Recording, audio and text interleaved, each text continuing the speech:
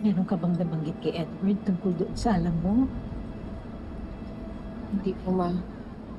Pero nagdududa na po siya. What? Nagtanong raw siya sa inyo. Pero alam niya hindi kayo nagsasabi ng totoo. Ma, I think it's time na sabihin mo na sa kanya. How can I? Nasabayan ko ba yung problema niya, Marge? Ma, kung ako si Edward, mas gugustuhin kong malaman kung anong totoong rason kung bakit ganun ang ama sa akin. Kaysa araw-araw kong iisipin, magtataka ako kung anong nagawa kong kasalanan. Bakit niya akong tratuhin ng ganun? Ma, torture yun sa kanya. Sana maintindihan niyo yun.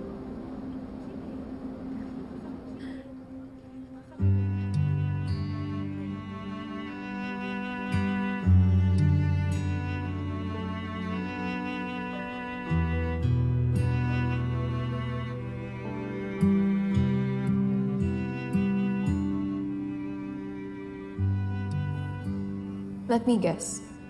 Nagsumbong sa'yo si Jazz, no? Go on. Tell me I'm a bad person.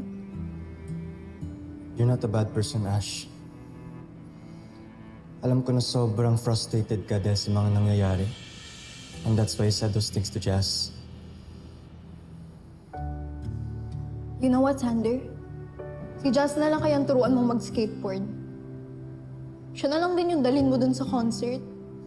Total, siya naman yung magaling na, siya naman yung nakakalakad na.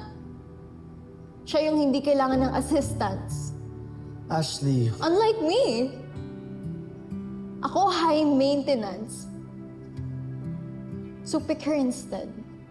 Huwag na ako, Sander. Kasi may chance na forever na akong hindi makakalakad.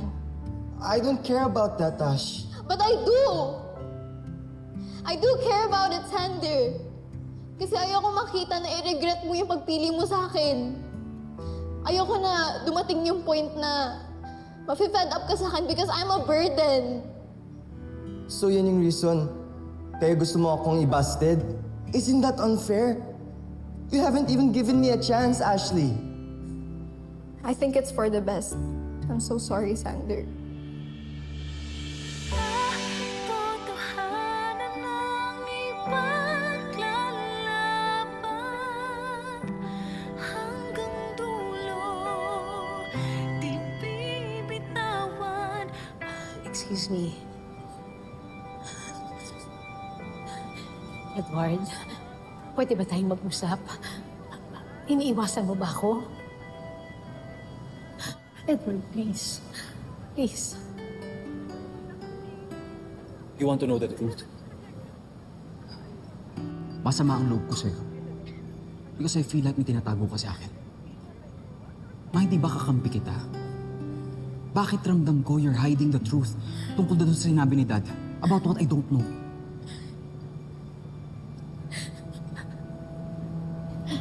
Ang totoo ay... Change your mind. Dad! Dad. I wasn't expecting you.